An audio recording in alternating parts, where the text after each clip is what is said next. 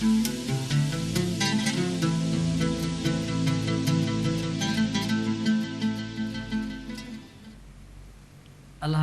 pemirsa JTV, di segmen terakhir ini kita masih membuka kesempatan kepada pemirsa untuk SMS bertanya atau telepon langsung.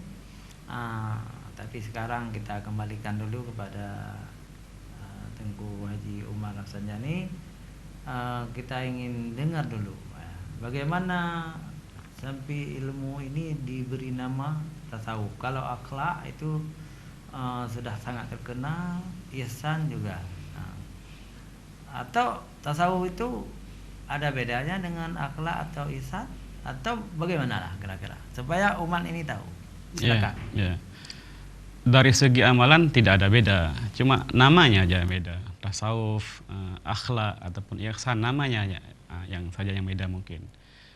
Kenapa dinamakan tasawuf? Mungkin pada masa dulu itu mereka orang-orang tua kita ataupun ulama-ulama kita, mereka lebih mempopulerkan nama itu. Ya, bagus sekali, sudah ada telepon. Assalamualaikum. Waalaikumsalam Pak Ustaz. Alhamdulillah, Bapak Hasim di Ketapang, silakan Bapak. Jadi masalah zahir batin ini, Iya. kan satu badanan itu zahir dan batin.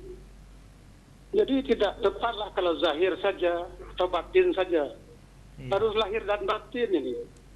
Iya.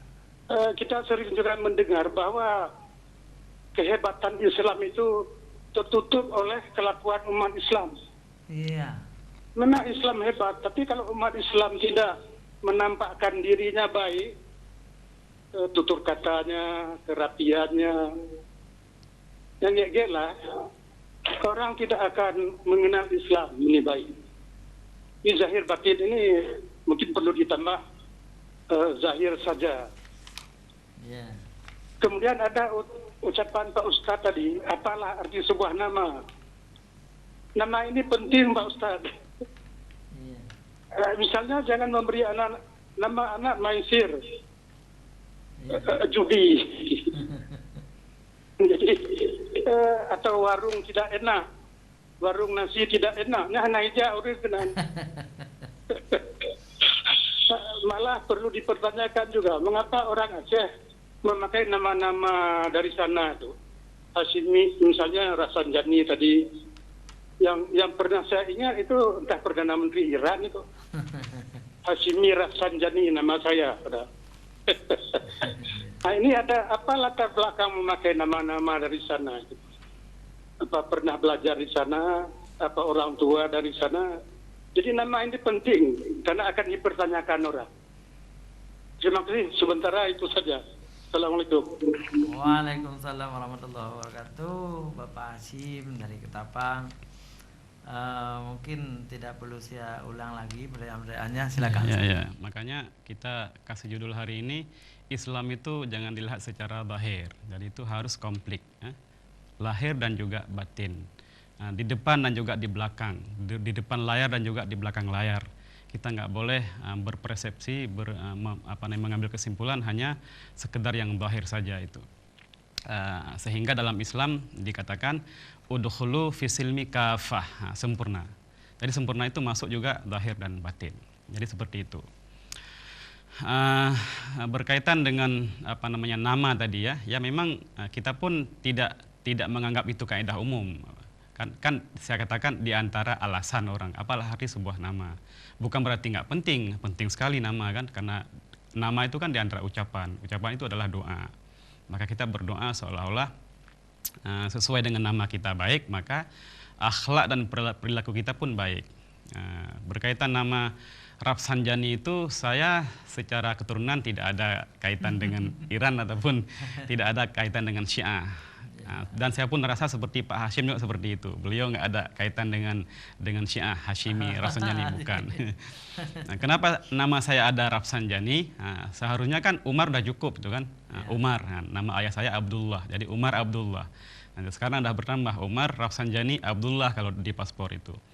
Dinamakan Rafsanjani karena saya dulu lahir ketika lahir saya perang Irak dan Iran. Tahun 80-an lah, apa namanya 78, 79, 80 itu kan tiga tahun itu. Jadi waktu itu kan Presiden Iran Ali Akbar Rafsanjani. Kemudian Saddam Hussein Presiden Irak. Kenapa orang tua saya menamakan Rafsanjani? Bukan karena Syiahnya. Beliau melihat karena mungkin presidennya. Di situ kan ada terkandung makna doa juga secara tafaul kan. Tafaul artinya apa? Sebagaimana dia presiden, semoga anakku besok menjadi presiden. Setidaknya saya sekarang udah menjadi presiden Dayah Mini kan. Mungkin seperti itu. Jadi berkaitan nama saya, jangan dilihat Rafsanjaninya, lihatlah Umarnya saja. Makanya mungkin saya katakan apalah arti sebuah nama, apalah arti Rafsanjani itu. Tapi Umar sangat berarti bagi saya. Umar bin Khattab, Umar bin Ghazi. Tapi waktu perang dulu, ya, walaupun orang Iran itu Syiah, tapi umat Islam di Aceh ini termasuk di Indonesia lebih berpihak kepada Iran, karena Iran dari sekuler menjadi Islam, Republik Islam. Sedangkan Irak waktu itu masih sahabat Amerika. Masih sahabat Amerika, dibantu oleh Amerika. Maka orang-orang di Aceh ini berpihak kepada Ayatullah Khomeini, berpihak kepada Iran. Kemudian baru orang Aceh mengenal mazhab Syiah itu. Waktu perang itu orang Aceh belum banyak mengetahui bahwa Iran itu Syiah. Begitu kisahnya ya. Jadi kalau ada misalnya orang-orang tua di Aceh memberi nama anak nama-nama orang Iran, itu karena mereka mencintai Islam sebenarnya, ya. Dan cukup banyak nama Iran di Aceh, Al-Ghazali, Bukhara, Hashim kayak tadi, Mirza. Iya, banyak sekali. Pahlawi. Ya. Baik pemirsa TV yang dirahmati Allah SWT, terima kasih kepada Bapak Hashim, ya. Masih ada waktu sedikit lagi, 4 menit lagi Ustaz. Saya pikir Ustaz mengambil kesimpulan untuk masyarakat, silakan. Ya, kepada pemirsa semuanya, saya menasihatkan diri saya dan juga kita semua agar dalam memahami ilmu agama ini janganlah setengah-setengah. Dia harus sepenuh hati, sampai kepada hati maksudnya. Kalau dilihat Islam secara lahir, secara zahirnya saja kita akan sesat. Makanya sekarang kenapa orang-orang Islam itu jadi dikriminalisasi ataupun ditindas, karena yang musuh-musuh Islam ini menampakkan Islam secara zahir itu jahat, teroris kan seperti itu. Apalagi memang ada beberapa amalan orang Islam itu jauh daripada ajaran Islam. Kan seperti misalnya kebersihan. Kita akui sekarang itu dari segi kebersihan, disiplin, taat kepada aturan, kita orang Islam tuh banyak yang tidak patuh sekarang. Sehingga kenapa ada tokoh siapa itu Jamal Al-Afghani apa? Dia katakan ketika dia ke Eropa tidak jumpa orang Islam tapi ada Islamnya. Ketika dia ke Arab ataupun ke dunia Islam, dia jumpa orang Islam tapi dia tidak jumpa Islamnya. Jadi seperti itu. Makanya jangan lihat secara lahir, maka kalau kita lihat secara lahir kita akan tersesat. Makanya sampai kepada menafsirkan ayat, menafsirkan hadis itu pun kita pun tidak boleh hanya berpandu terjemahan saja secara zahir. Perlu kepada disiplin ilmu-ilmu yang lain. Banyak sekali kerancuan penempatan ayat dan banyak juga kerancuan dalam penempatan hadis. Di antara kerancuannya seperti yang saya katakan tadi, dibawakan ayat untuk orang-orang musyrik ditujukan kepada orang-orang Islam. Dan juga ada sebuah hadis yang menyatakan tidak boleh bersusah payah kepada 3 masjid kan. Ada sebuah hadis la tusyaddur rihal illa hadhis salasah masajid. Jangan kamu bersusah payah kecuali kepada 3 masjid aja. Masjid Haram, Masjid Madinah, dan Masjid Aqsa, Baitul Maqdis. Jadi secara lahirnya konteks hadis ini, kalau salah orang pahami, dia akan ratakan semuanya. Nggak boleh bersusah payah kepada apapun, termasuk dia akan larang ziarah kubur Nabi ketika ke Masjid Madinah. Karena yang disuruh dalam hadis adalah hanya ke masjid. Kamu jangan bersusah payah sampai datang ke Raudhah, jumpa dengan kubur Rasulullah. Jadi Itu tidak ada kaitannya dengan hadis ini. Hadis ini hanya membicarakan masalah masjid saja. Bandingan masjid dengan masjid, keutamaan masjid dengan masjid. Artinya di dunia ini masjid yang agung ini yang hebat hanya 3 aja itu. Ya, jadi kalau kamu mendengar ada masjid yang hebat di Rusia, ada masjid yang hebat di Taj Mahal di India, kamu nggak boleh bersusah payah ke sana. Ke sini aja dulu, yang 3 ini dulu.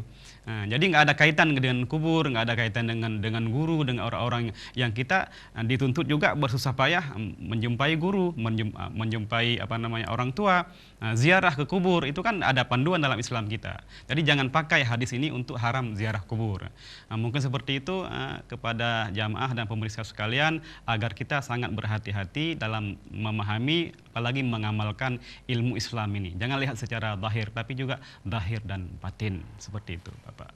Ya, alhamdulillah pemirsa JTV yang dirahmati Allah SWT, berhubung waktu juga sudah meninggalkan kita. Insyaallah kita jumpa lagi di lain kali. Hanya sampai di sini.